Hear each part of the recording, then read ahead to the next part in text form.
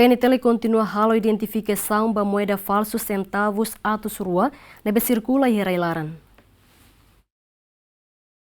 Foi na lei Banco Central Timor-Leste informa que Sirene parte identifica moeda falso centavos atos rua, nebe circula ona e mercado reilaran. Também cidadão roto tem que verificar de dia moeda centavos atos rua, molok halau atividade faang no sosa. Porta-voz interino PNTL Superintendente Assistente Muzinho Correia informa, PNTL continua halo identificação da moeda falso centavos atos rua, nebe circula ona e reilaran, atos cidadão sira labele sai vítima da moeda falso ne. Ensene foi na los ne competência Banco Central makhalo informação ainda né ansa orsek kole sira balu que tem ba assiste katak Banco Central foi na informação ba público kona ba origem husi osam falso ainda né nebe at repetir katak osam falso coin rua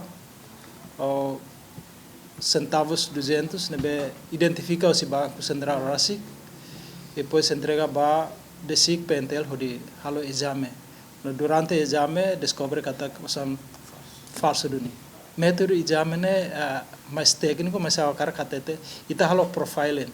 Ita halo profiling ba osan falso no osan original. Então ia ne ba ia parameter lo bukira makita atu usa hodi identifica idane falso ka original. No elementos balu ne beke ita bele hare ho matan rasi liliu bania acento sirane liliu bania superfície sirane nemos lahanesan ho o sam falso anda ita mai ho bolde physical profile ne iha para husine ne hanse sai barometerida para itare katakidane falso ga loss ne beite hadados berhalo comparação. Porta-voz interino PNTL ne explica, cidadão balu nebe envolve a caso ne laos ema bye-bye, também a autoridade de segurança precisa tempo atu halo investigação. Também ma coin haware a informação se lao hela claro que tá kidane laos ema bye-bye ma halo produção, mas ema nebe que a capacidade, ema nebe que a recurso magbele halo idane. Ato tete hansene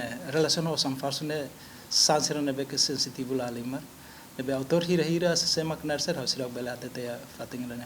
O processo lá ela também se quando ita fakar hotu idanemos for perigo ba processo também ma bele sesso si processo anda susah paritatu o deteta o ema bele destroy hotu evidencia anta susah ba ita ba artu o hetan.